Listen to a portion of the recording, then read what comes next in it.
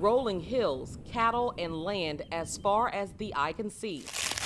If you listen closely, once the leaves stop crunching under your feet, there's a sound best described as freedom. It's also wonderfully peaceful. I mean, you don't get this peace anywhere else.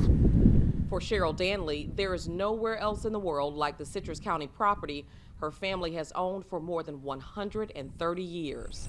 Fortunately, there's a good story to tell here, not some of the sad stories that we see about when we see these kinds of landscapes that have the Spanish moss and what could have been hanging from those trees. With 80 acres of lush, green Citrus County land just a few miles over the Hernando County border. Did you guys know that up here is the Brooksville Ridge with the second highest altitude in Peninsula Florida? Are remnants of the old. Oh, there's a pipe too, look at that.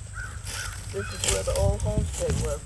And a family cemetery where her parents, grandparents, and aunt are buried. The only thing that she has just as impressive as this is this. This is our road, Danley Point, and this is where the house is.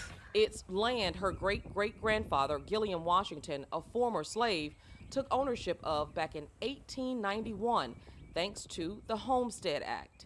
It allowed any American, including freed slaves, to claim up to 160 acres of land. So this is actually the homestead grant that was signed by President Benjamin Harrison in the 1890s. Her great-great-grandfather, pictured here on the left, somehow managed to keep the majority of his land in spite of. I think that there was probably just a lot of perseverance of my great-great-grandfather, and we know there was a lot of racial violence here in the time. I mean, there was a time where here in the Brooksville area, it had the highest per capita lynching, nationally. Cheryl can trace her family's history all the way back to the early 1800s. So I learned about an ancestor, Easter Heath, 1862 to 1914, was the great-great paternal grandmother of Latha.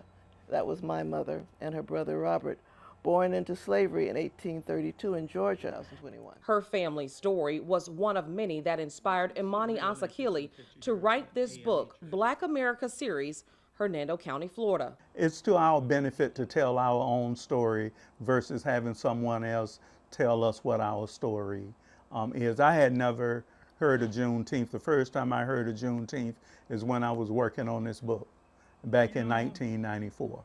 Using trusted sources. So it's one of the oldest churches in the state of Florida. He traced the history of African Americans in this area.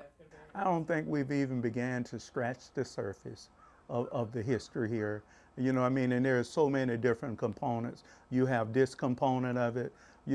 All of this was one county until about 1887 when they separated the Pasco County and Citrus County out of Hernando County. Whether you're measuring miles, acres, or how far this country has come, Cheryl is proud her family's name and legacy won't be counted out.